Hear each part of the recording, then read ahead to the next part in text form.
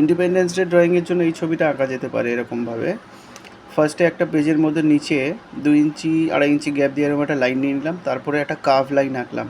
Curve লাইনটা এরকম হবে যে অ্যালফাবেট এ হয়, এ অ্যালফাবেটটাকে মাথাটাকে বাঁ দিকে একটু বেঁকিয়ে দিলে যেরকম হয় সেরকমভাবে একটা শেপ এঁকে নেবো, এরকম একদম ইজি, জাস্ট বাঁ দিকে হেলানো। মাথাটার মধ্যে এরকম গোলভাবে করে দিলাম যাতে মাথা আঁকা যায় গোলভাবে, আর নিচের পোর্শনটা এরকমভাবে জয়েন্ট করে দিলাম।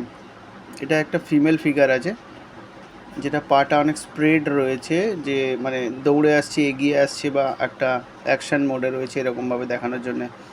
সো একদম বেসিকে ফার্স্ট ওটা করলাম, তারপরে শোল্ডার বানিয়ে মানে মাথার জয়েন্টের ওখান থেকে স্ট্রেট লাইন একটা দিয়ে দিলাম হাত, যাতে ওর মধ্যে ফ্ল্যাগটা হোল্ড করে থাকে। ন্যাশনাল ফ্ল্যাগ থাকবে ইন্ডিয়ার ওখানে।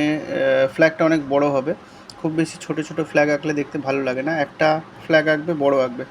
আর সেকেন্ড যে হাতটা আছে সেটাকে আন্দোলনের জন্যে যে হাত তুলে থাকে ওপরে সেরকমভাবে এরকমভাবে তুলে রাখলাম। শেপটা আগে ড্র করে নেবে যাতে বডি পজিশান খুব ভুলভালভাবে না রিপ্রেজেন্ট হয়।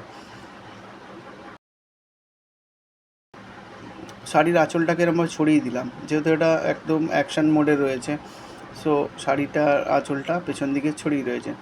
বডিটাকে পুরো গার্ড করার জন্য এখান থেকে আরেকটা আঁচল নিয়ে নিলাম বডির মধ্যে। পায়ের অংশ যেরকম হয় উপর দিক থেকে মোটা থেকে শুরু করে পা, আর ফিট যেটা আছে এটা আমরা অনেক সময় ছোট করি, বাচ্চারা মানে ভুল করে ছোট ছোট আঁকি, একটু লম্বা করবে, বড় করবে, দেখতে ভালো লাগে। এরকমভাবে পাটাও করে নিলাম, মানে এক হাতে পতাকা রয়েছে আর এক হাত তুলে রয়েছে, যে স্লোগান দেয় বন্দে মাতরম, তো সেরকম একটা পোজের মাধ্যমে বোঝাতে হবে যে অ্যাকচুয়াল ফ্যাক্ট কী হচ্ছে ছবিতে সেরকম। মুখটার ডিটেলে আমি দেখিয়ে দেবো ক্লাসে। নাকটা আঁকা হবে আর মুখটা যাতে খোলা অবস্থায় থাকে, মানে মুখটার লিপটা যাতে ক্লোজ না থাকে, খোলা যাতে থাকে সেরকমভাবে আমি এটা দেখিয়ে দেবো। এটা ভিডিওয়ে হয়তো অত ক্লিয়ার আসছে না।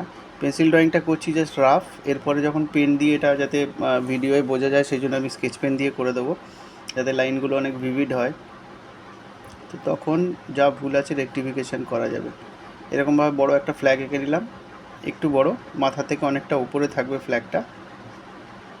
হয়ে গেল। এই যে লাইনটা আঁকলাম এই কারণেই যে যে দুজন অ্যাকশান মোডে রয়েছে ওখানে তাদের পা যাতে সমান সমান হয়, একজন আগে একজন মানে একজন ওপরে একজন নিচে এরকম যাতে না হয়ে যায়।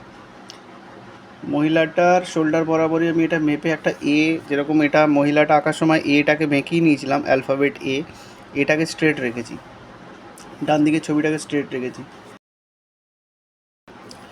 শোল্ডারের কাছ থেকে স্ট্রেট লাইন নিয়ে নিলাম যেটা হচ্ছে গিয়ে বন্দুক, তারপরে হ্যান্ডের পোর্শনটা হবে। প্রথমে বন্দুকের অংশটা এঁকে জাস্ট এরকমভাবে লাইন নিয়ে হাতটাকে এঁকে নিতে হবে, যে হোল্ড করে রয়েছে এটা রাইফেলটা যেটা ধরে রেখেছে, আর দ্বিতীয় হাতটাকে জাস্ট একটু ফিঙ্গারগুলো দেখিয়ে দিতে হবে। তারপরে ইজিলি এরকমভাবে যেরকম কোমরের বেল্ট আছে আর যে হাফ প্যান্ট পরে আছে, হাফ প্যান্ট বা ইউনিফর্ম যাই হোক, কারণ ফ্রিডম ফাইটিংয়ের ওই টাইমে সম্ভবত এরকমই ইউনিফর্ম ছিল, সম্ভবত grade wise cloth full sleeve আর হাফ স্লিভের এরকম কিছু ব্যাপার ছিল। যাই হোক, এই টুপির অংশটা এরকমভাবে করে নিলাম, যেটা আমি আগেও ক্লাসে দেখিয়েছি, এটা তো খুবই ইজি।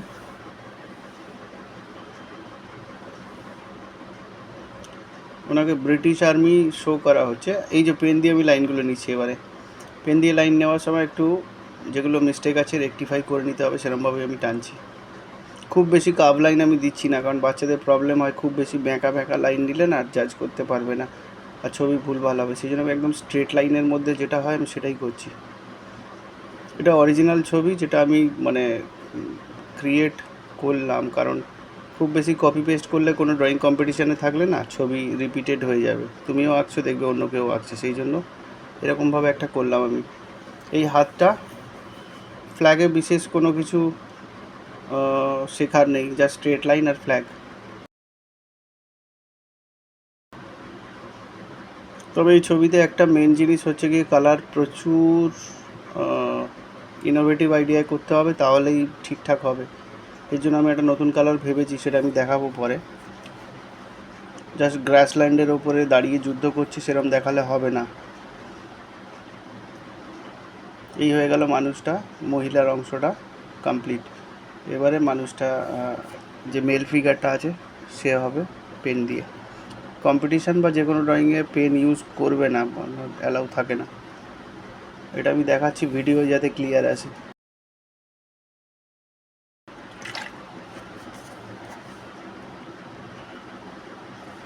এবারে মেল ফিগারটা, হাতের অংশ, হাতটা যাতে খুব ছোট বা খুব বড় না হয়ে যায়, যেরকম ভাঁজ আছে সেরকমভাবেই দিতে হবে। আর বন্দুকের মাঝামাঝি থেকে মাঝামাঝি থেকে একটু বেশি অংশে গিয়ে হোল্ড করবে হাতটা। প্যান্ট, জুতো,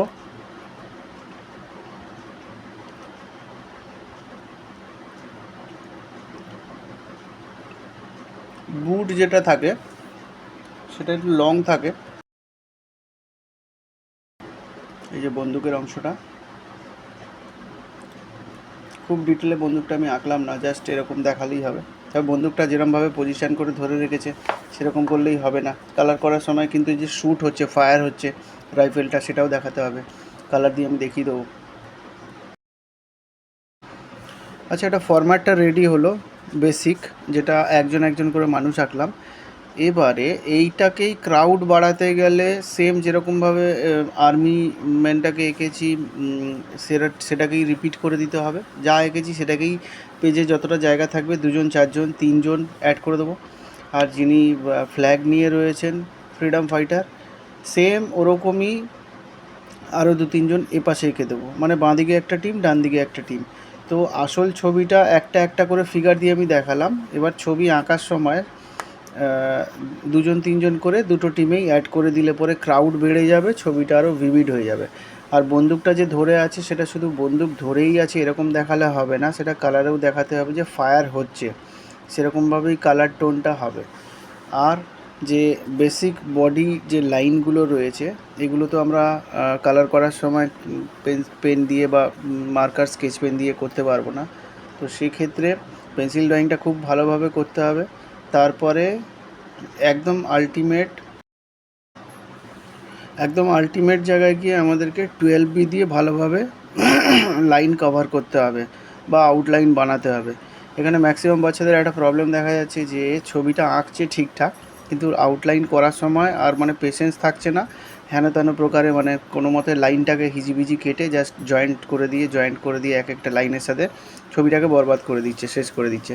তো সেইটা যাতে না হয়, আউটলাইন কিভাবে করা হয় সেটাও আমি দেখিয়ে দেবো ক্লাসের মধ্যে, যাতে ছবি নষ্ট না হয়। কারণ তোমরা আঁকার সময় এনার্জি ফুল থাকে, কালার করার পরে যখন আউটলাইন করো তখন তাড়াহুড়োর মধ্যে সেটাকে ভুলভাল করে দাও। তো সেই জিনিসটা মাথায় রাখতে হবে। সব থেকে বড় কথা, যে কোনো ছবি বা এই ছবি যেটা আমি দিচ্ছি এটা রেফারেন্স ছবি দেখে আঁকার সময় দুটো ভাগ আছে আঁকার। একটা হচ্ছে গিয়ে ফার্স্ট কিছু আউটলাইন, কিছু লাইন টেনে বডির পজিশনিং করে নিতে হবে, যে কে কোথায় দাঁড়িয়ে আছে, তার শেপ কীরকম। যদি দুটো মানুষ থাকে দুটো হবে, চারটে হলে চারটে হবে, 10টা থাকলে 10টা পজিশনিং করে নিতে হবে যে কে কোথায় দাঁড়িয়ে আছে। এরা দুজন যে দাঁড়িয়ে রয়েছে, একজন ওপরে একজন নিচে হয়ে যায়নি, কারণ আমি ফার্স্ট স্টেপ হচ্ছে গিয়ে আমি একটা লাইন টেনে নিয়েছিলাম সোজাভাবে, একটা হরাইজন্টাল লাইন, যার মধ্যে এটাই ইউজফুল ছিল যে ওর ওপরেই দুজনের পা হবে, মানে দুজনে এই লাইনের ওপর দাঁড়িয়ে থাকবে, কেউ ওপরে বা নিচে যাবে না। তো সেই জন্য সাইজ আর পার্সপেক্টিভ একদম সঠিক রয়েছে, একজন দূরে একজন কাছে এরকম নেই। যেহেতু একজন আরেকজনকে শ্যুট করছে, সো সেক্ষেত্রে দুজনে একদম ইকুয়াল একই লাইনের মধ্যে অ্যালাইনমেন্ট একই থাকবে। তো সেরকমভাবে করতে হবে। ড্রয়িং স্টার্ট করার আগে আবারও বলছি যে একদম ফার্স্ট স্টেপ হচ্ছে বডির পজিশনিং করে নিতে হবে, যে কে কোথায় দাঁড়িয়ে আছে, কিভাবে দাঁড়িয়ে আছে, সেগুলো হালকাভাবে লাইন টেনে নিতে হবে। পেন্সিল খুব ডিপ করবে না, মুছতে অসুবিধা হয়। সেই পজিশনিংগুলো করে নেবে। যে কটা মানুষ রয়েছে, 10টা হলে 10টা, 3টে হলে 3টে, 2টো হলে 2টো। এটা করার পরে তারপরে ওর ওপরে পেন্সিল দিয়ে টেনে টেনে টেনে টেনে ডিটেল ওয়ার্ক করতে হবে। ডিটেল মানে হাতের অংশ, মাথা, পা, চোখ, ক্লোথের অংশ, এগুলো এঁকে নিতে হবে। যদি পজিশনিং না করে আমি যদি ডাইরেক্ট এটাকে ছবি আঁকা স্টার্ট করো তোমরা, তাহলে কি হবে, মাথার সাথে বডি, বডির সাথে হাত, হাতের সাথে ফ্ল্যাগ, এর কোনো মিল থাকবে না, ব্যাঁকা তাড়া একটা কম্পোজিশান দাঁড়াবে। সেকেন্ড মানুষটা আঁকার সময় যেরকম ডাইরেক্ট স্টার্ট করো মাথা দিয়ে বা হাত দিয়ে বা রাইফেলটা থেকে, ব্যাঁকাতেড়াই হবে। এবার দুটো পুরো এক ঘন্টা বা 2 ঘন্টার মধ্যে ছবি আঁকার পরে দুটো ছবিতে কোনো সামঞ্জস্য থাকবে না। কী এঁকেছে একটা হালকা হয়তো বোঝা যাবে ইমপ্রেশন, কিন্তু ছবিটা একদম ভ্যালিড হবে না। ফার্স্ট স্টেপ হচ্ছে গিয়ে পজিশন মার্ক করে তারপরে আস্তে আস্তে রেডি করতে হবে পুরো ছবিটা।